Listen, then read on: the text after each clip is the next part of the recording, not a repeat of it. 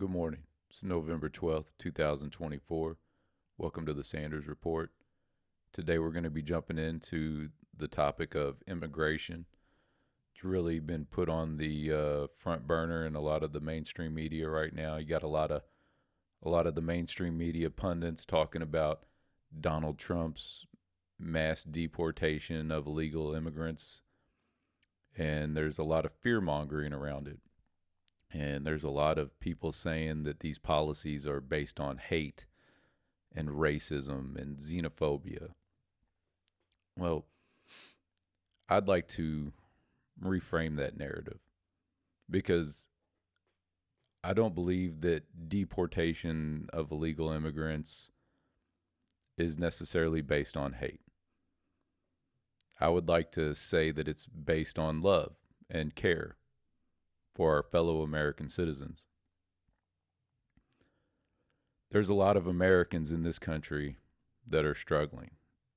There's a lot of American citizens that are poor, that are sick. Yesterday was Veterans Day. We've got a lot of veterans that we're unable to provide adequate care for. These are men and women that decided to put it all on the line and take that chance to, and whether you agree with it or not, I would say that most veterans believe that what they're doing is for the best interest of the American people. I touched on that yesterday about a lot of our foreign policy and how our veterans are used, not necessarily in the interest of freedom or the American people, but the majority of the veterans that serve, they believe that. So, that's why they sign up. That's why they do what they do.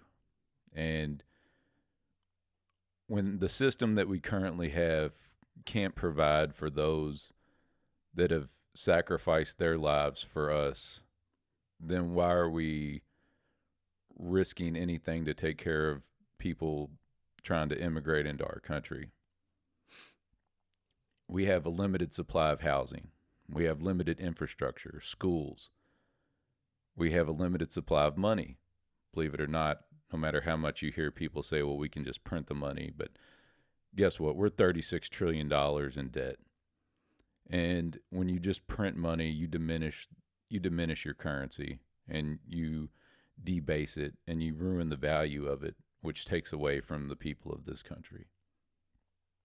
So I can understand how people can, have an ill perception of people that want to, deport illegal immigrants or refugees or asylum seekers. And that can be done through the media.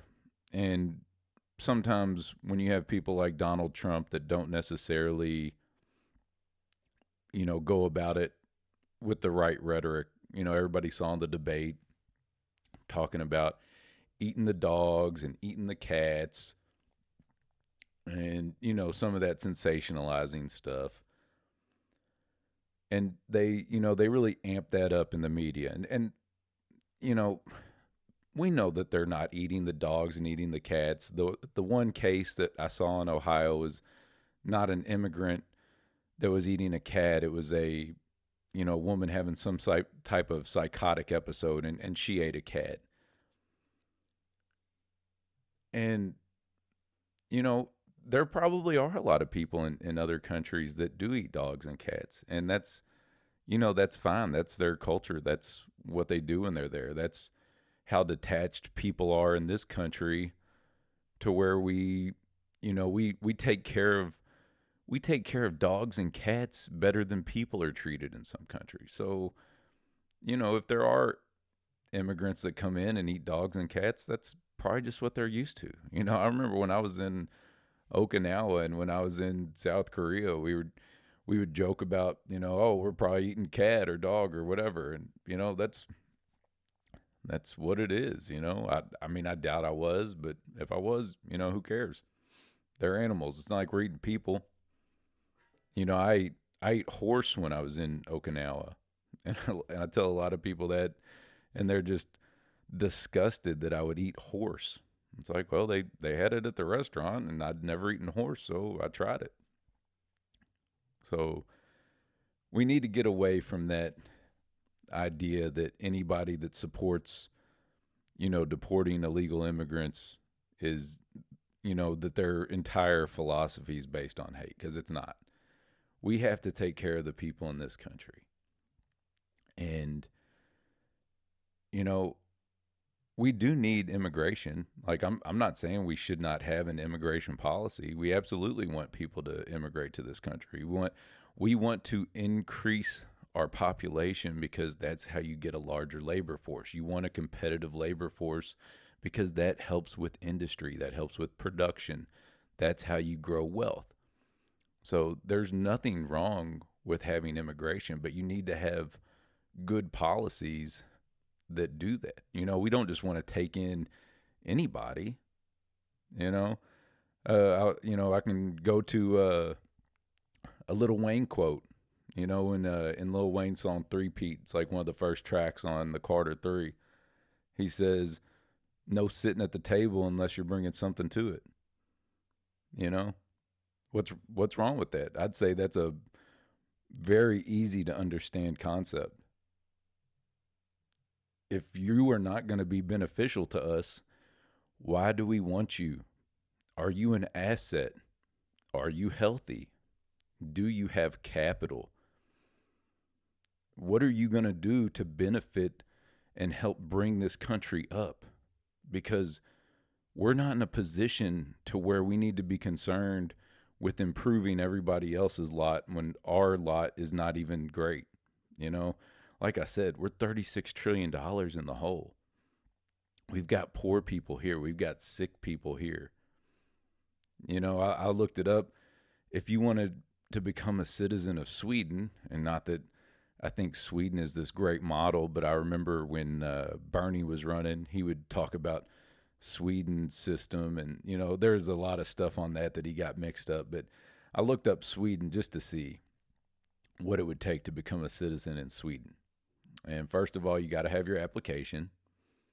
You have to have a passport from your original country. You have to have a certificate of no criminal record. And you have to have proof of financial means. And I wanted to elaborate on what that is. Proof of financial means is a bank statement demonstrating that you have sufficient funds to support yourself once you migrate into Sweden. They also want you to have health insurance. Now, if you're somebody that's trying to immigrate into their country and you come from the EU, that's not necessarily health insurance. It's some type of, statement or document from your national health care system from whatever socialist country you come from. But if you were to come from here, it would have to be some type of, private health insurance that you carry, or I guess if you're on some type of government subsidized health insurance program. But those are common sense things. I don't think there's anything racist or hateful about that. It's just common sense. And we should have common sense policies when it comes to immigration. And there's a lot of people that are saying, "Oh, well, if you support this deportation program, you're talking about going out and rounding people up and asking people for papers." And I'm not advocating that. I don't think the government has any right to just stop and ask you for your papers. That's like those stop and frisk policies that the police were implementing in New York. I don't agree with that. But if, say, you get pulled over and they find out that you're an illegal immigrant, then you should be detained, and then you should go through the process of being deported. Another thing I don't agree with is that the separating the children from the parents when they come across the border. That's not necessary. You can keep the families together. But if they come across illegally without going through the proper immigration process or coming through somewhere that's not like an approved checkpoint, then they should be deported back to whatever country they came from. They shouldn't be allowed to come in here and take benefits, and they do. And you can see that it doesn't matter if you have undocumented status or not. Women and children are eligible for WIC. If you're a refugee or asylum seeker, you're eligible for SNAP. There's certain healthcare programs that they're eligible for. And, there's Americans here that are struggling living paycheck to paycheck that don't have that ability. Or if, say, it's an undocumented immigrant and they come in and they get those benefits, they're able to work a job under the table and maybe cut out, legal labor from somebody that wants to pay them cash. And that's cutting out jobs. And don't get me wrong, I understand that there's a lot of labor that Americans aren't willing to work, and that's a problem in itself. That's for another episode to touch on. But we gotta have good immigration policy. We need to have a good border policy, and border policy is something that libertarians are kind of split on. There's a more radical side of libertarian views that say that there shouldn't be any borders and that people should just be able to come and go as they please. But the libertarian philosophy that I adhere to believes in private property, and private property rights require borders. That's all property is. You have your property that you own.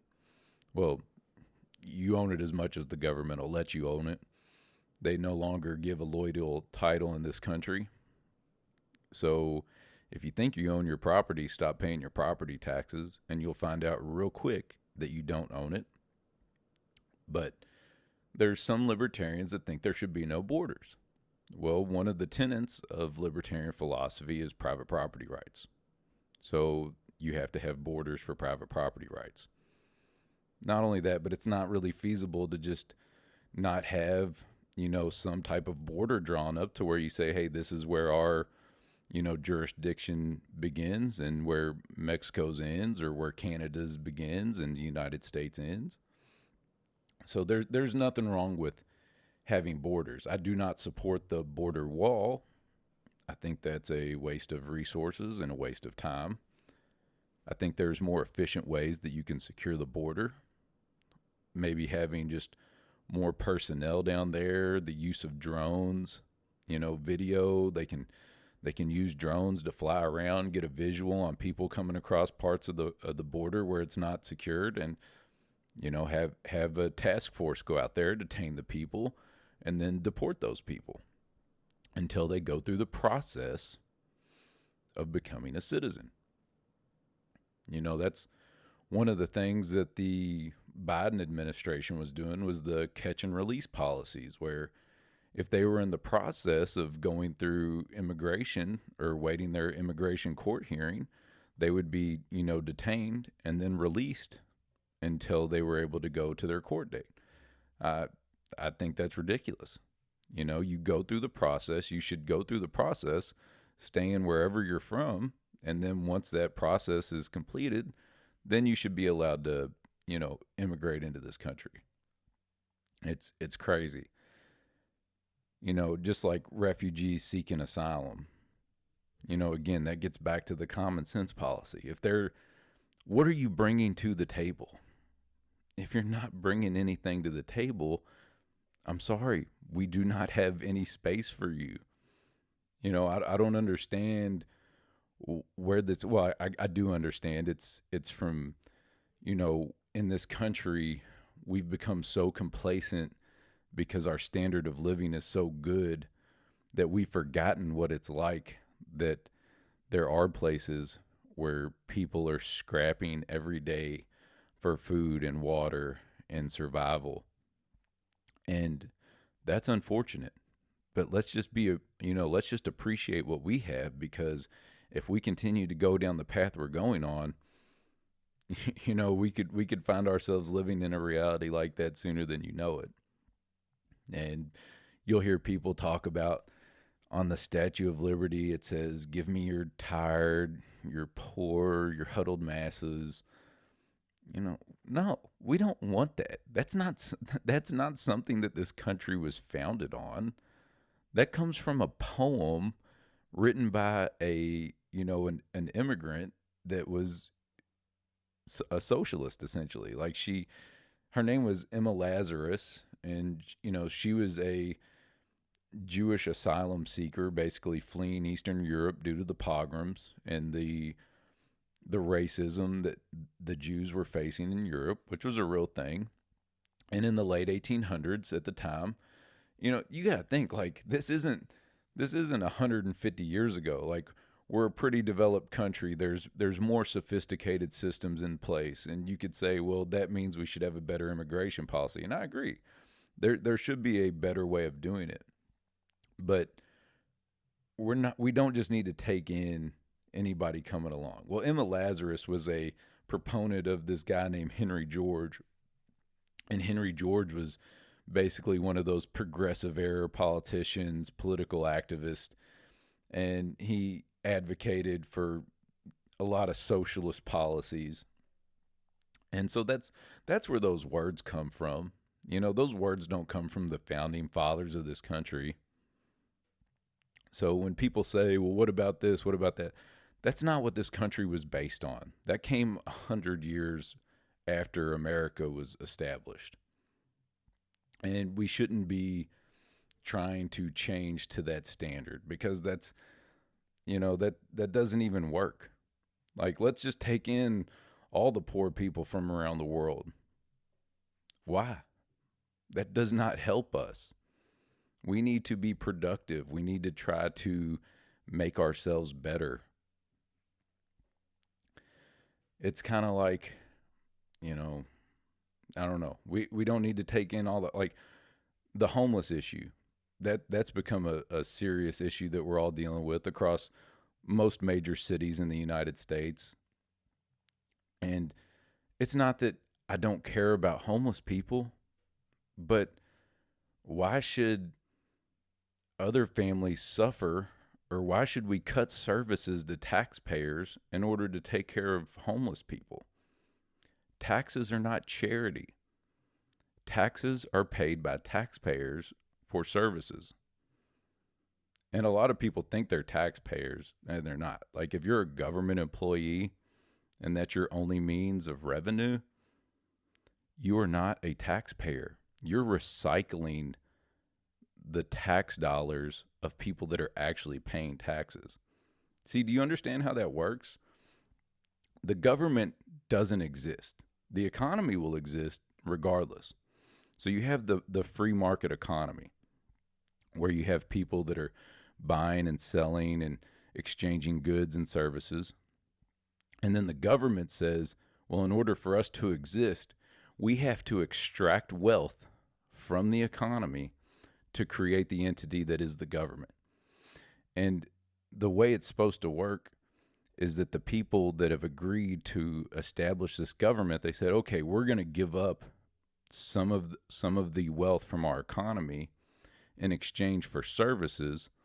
That way the services will be facilitated better, and we can have some type of protection for our resources. Well, what has happened now, instead of just providing services for those people that are providing the tax base, they're taking those dollars and using them for charity.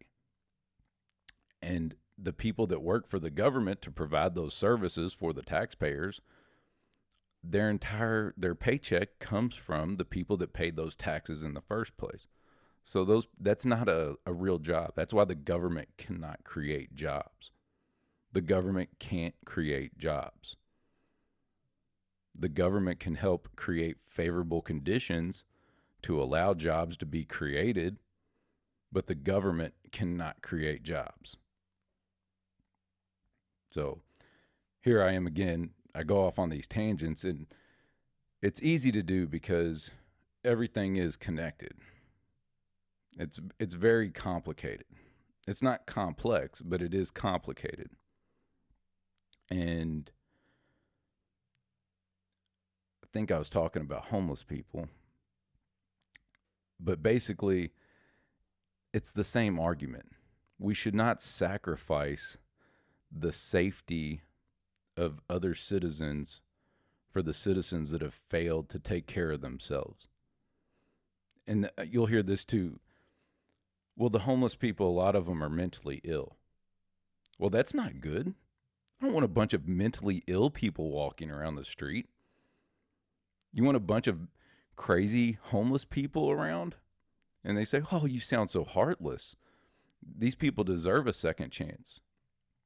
Most people that are homeless didn't just have one bad day and all of a sudden, one down on their luck day and all of a sudden they're homeless. Most of the people, especially in this country, if you're homeless, you've had second, third, fourth chances. We had this one incident a few years ago here. A mentally ill individual by the name of Kane Madden, and he spent some time in some of the homeless centers in downtown Louisville, and we provided for him, and he had multiple charges and was never convicted. He always got off on being crazy. And one day he took a shovel and smacked this 8-year-old girl in the head and then raped her in the backyard. So is that being hateful towards Kane Madden because I don't want more mentally ill homeless people walking around, or is it because I love kids and I think they should be able to play freely in the backyard without having to be concerned about some crazy guy hitting them in the head with a shovel and raping them? So when people say that if you're against homeless people or you're against bringing in, unknown refugees and asylum seekers or, illegal immigrants from other countries, it's not based on hate. It's because we care about the people that are here. We care about American citizens, and we care about the innocent people that are just trying to do the right things and live their lives. And they should be able to do so without the concern that they're going to be attacked in their backyards.